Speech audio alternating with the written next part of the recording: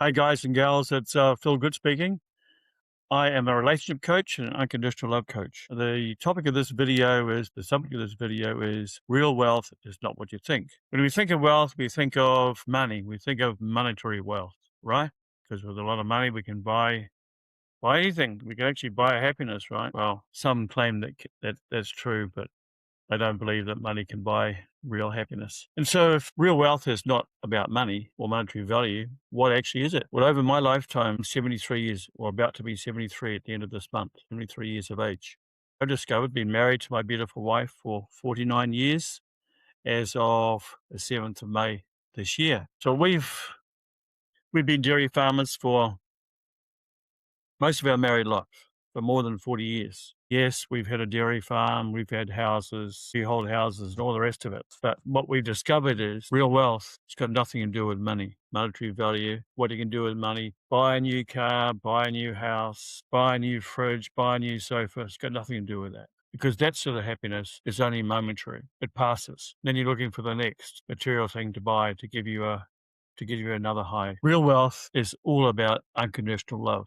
There's no question about that whatsoever. My wife and I understood this and realized this over our 49 years of marriage. Worked together, raising our 4 children, and now um, we're lucky enough to have 12 grandchildren as well. For over our 49 years, our love has grown, and what does unconditional love actually mean? When you think of be, do, have, right? What we're talking about is loving the being, loving my wife just how she is, with all her perfections, her imperfections, just her, just the beautiful being that she is, full of love. You don't have to do anything. She didn't have to do anything for me to love her. She didn't have to have anything for me to love her. In terms of, didn't have to come from a wealthy family or, have a big flash house or a big flash car or that.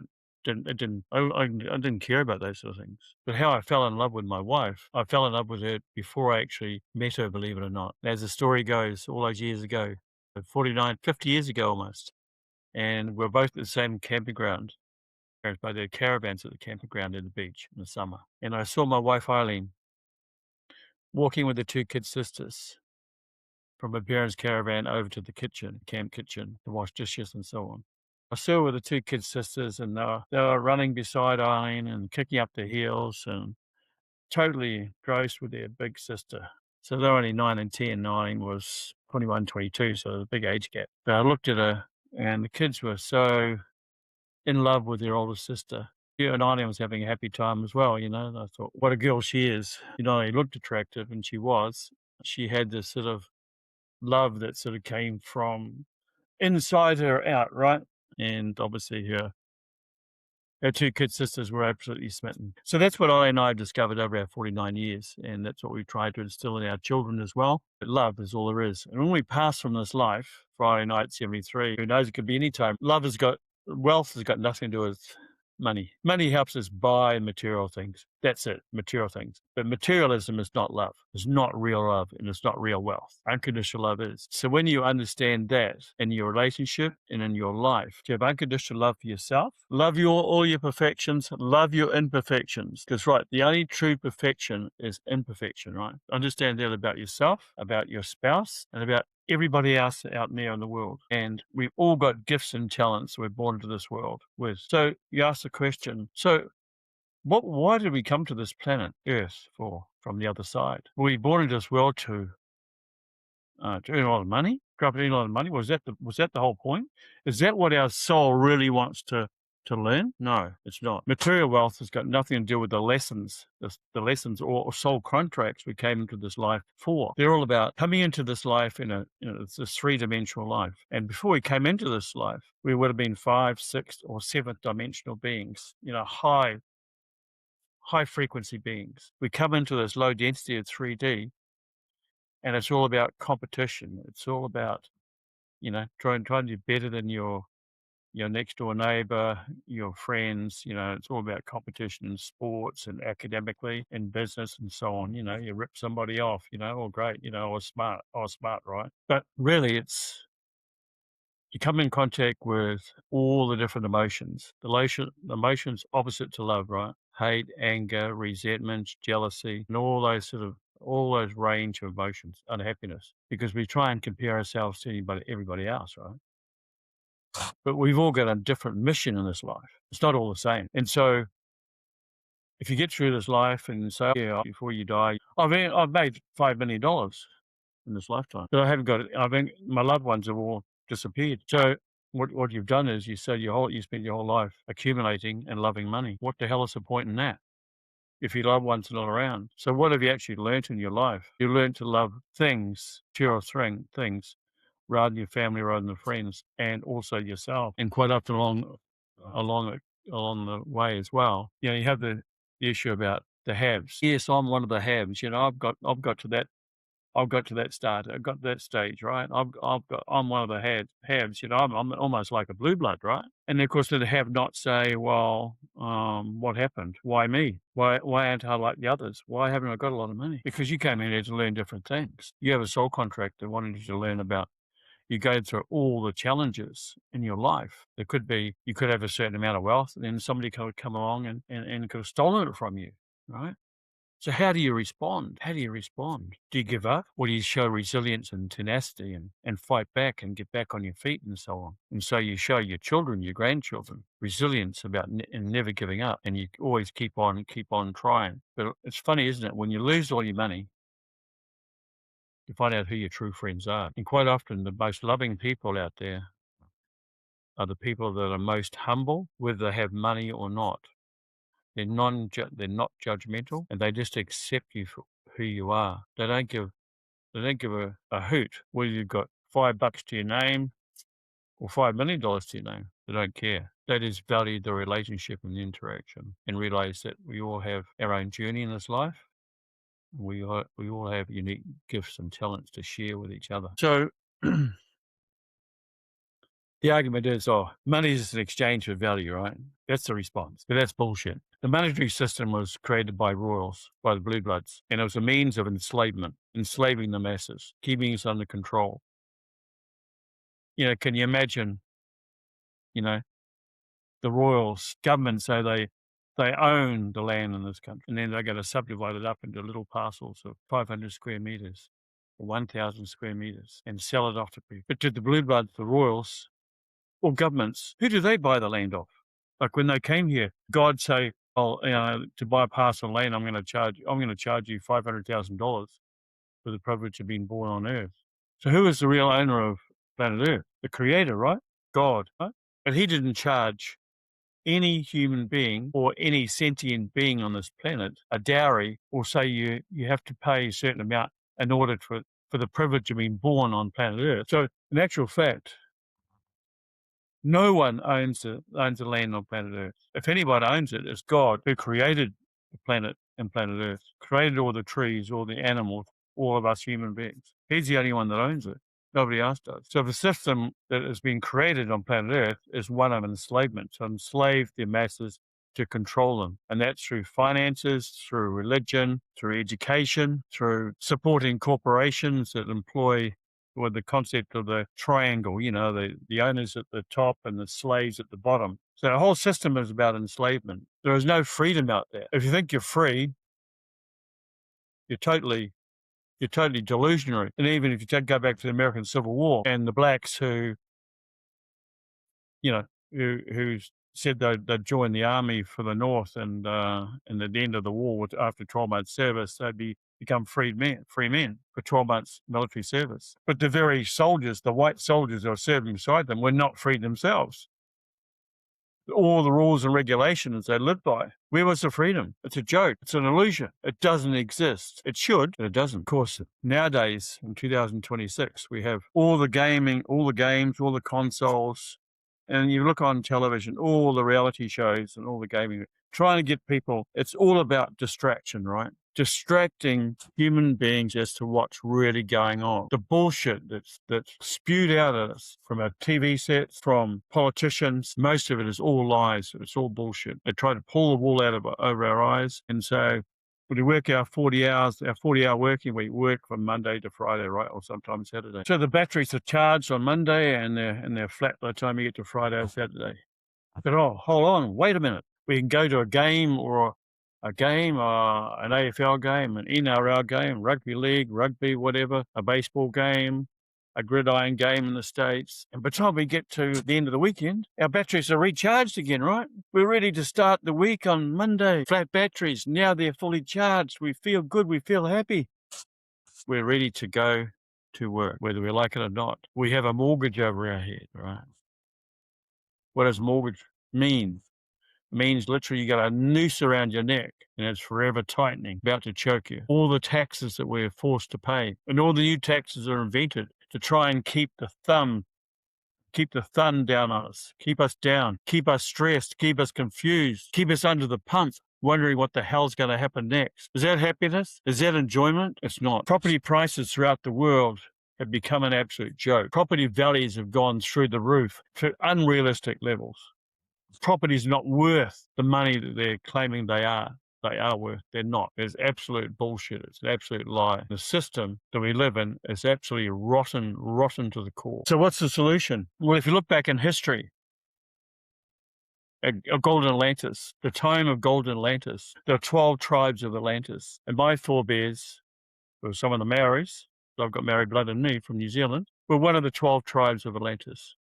Right. You can do a research on it. You can Google it and find out all about the 12 tribes. But really, the 12 tribes of Atlantis, there was no monetary system there. They had free energy, free power, crystal energy and electromagnetic energy from the Earth's crust on the ley lines and so on. So they didn't need any money. They had all the free energy. They lived together in tribes. So another word for tribe is you can say it's a community. It's a cooperative. And so they used to cooperate with each other, right?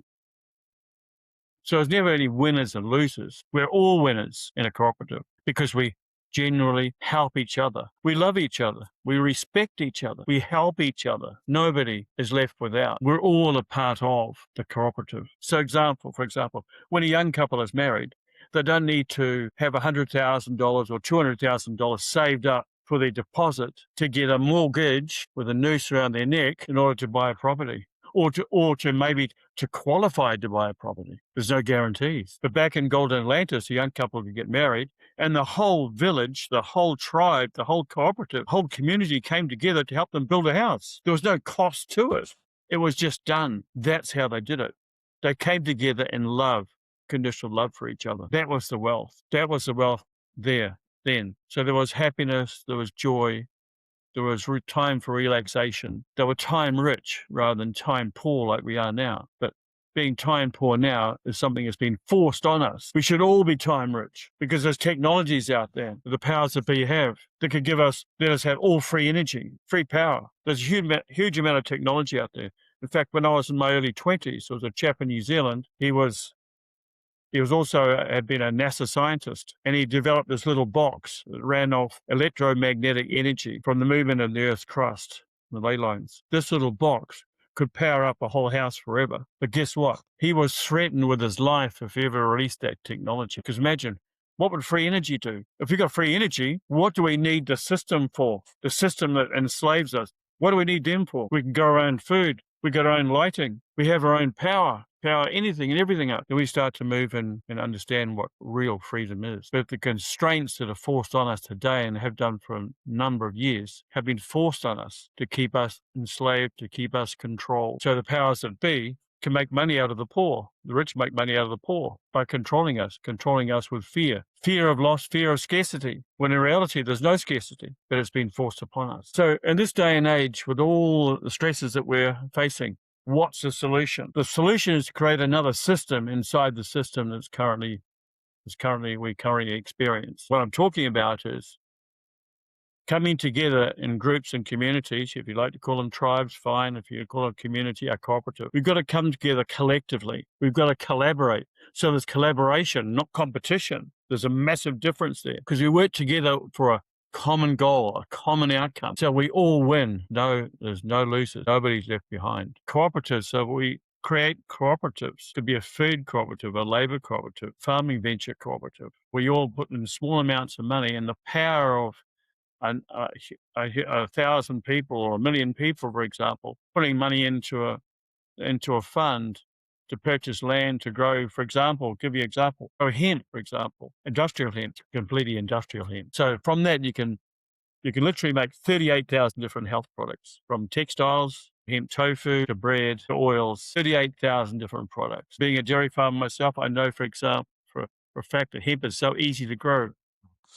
It takes nitrogen from the air, creates its own nitrogen cycle system. Because it grows close together, it blocks out the weeds, so they don't have the light and grows fast. There's a certain amount of hemp grown, but there should be a hell of a lot more. And Henry Ford, back in the day, the first ever car body he actually made was made out of hemp. Can you imagine the versatility in just one product? But coming together as a cooperative, can you imagine being part of a cooperative that's involved in creating a product, just as an example, that can create 38,000 health products from plastics, which are biodegradable, to break down in the environment rather than pollute the oceans, like the polystyrene type plastics of today. They leach out into milk, into water, into all different foodstuffs. So we're talking about real health. But that's just an example of a cooperative. But it's about creating out a system within the system. So when you stop using the current system as it is, which is based on enslavement, we adopt a system of cooperation, cooperating with each other in groups and cooperatives. And we go from enslavement to empowerment. We empower ourselves through cooperation and collaboration.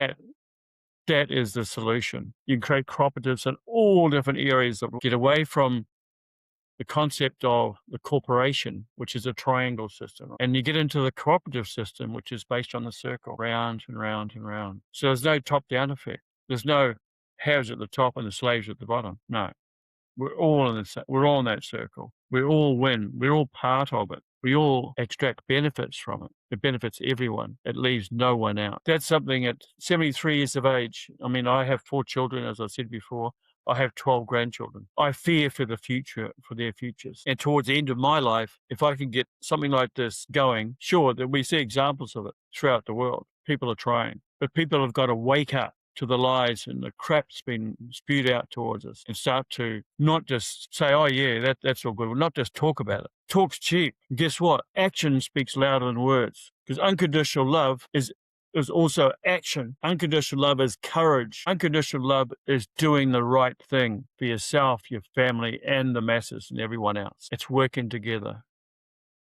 Because with unconditional love, you have no judgment. You just have understanding and acceptance. And what's freedom? You can't have freedom with a limitation. So at the moment, it's claimed out there, oh, we're free. Yeah, we're free, right? But look at all the rules and regulations we live under. New ones being created all the time to try and keep us down, to try and keep us under the thumb, under the pumps, and stress, and wondering what the hell's going to happen next. Will we be able to hang on to our house, or will we lose it? Can we meet our mortgage payment this month? Prices have gone up, interest rates have gone up. When interest rates go up, everything across the board, all foodstuffs, all clothing, everything across the board, power, every cost and expense goes up in price. It's not just one thing, it's everything. It creates more pressure on families, parents, children, young people coming through.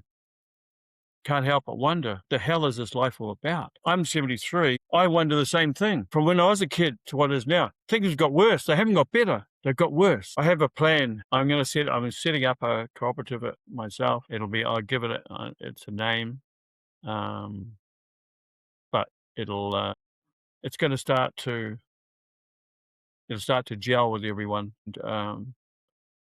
And I know that it'll start to attract people, because people are getting to the point of, there's mass civil unrest happening at the moment. And it's going to happen. What I do know is, what I've been told, what I've been shown, is within 10 years from now, there'll be no monetary system at all. It'll all be gone. So between now and the next 10 years, let's start creating cooperatives based on togetherness and a win-win concept rather than win-lose. At the moment, it's lose-lose. We think we're winning, but it's just an illusion. We're actually losing all the way to the bank. So like I said before, you've got to create a new system that benefits everyone, create a new system within the current system. So there's going to be different. There's a lot of civil unrest. There's a lot of riots going on all around the world, unrest and demonstrations, all the rest of it happening. That's going to continue. But the silent way to do it, the non-violent way, if you like, is to create another system based on cooperation that achieves the same goals, and probably it achieves them better. But when you stop dealing with corporations and you start creating your own entities based on real value, mutual value in cooperation, you start to win. Everyone starts to win. No one's excluded. And that's what I'd like to see. Love you guys. This is Phil Good signing off. I hope you have a brilliant day. Blessings and light to everyone. I love you all, and believe me, unconditional love is all there is. It's the only true wealth there is out there. Always has been, always will be, and always, and it absolutely is so true at the moment. Bless you. Bye for now. Love you guys.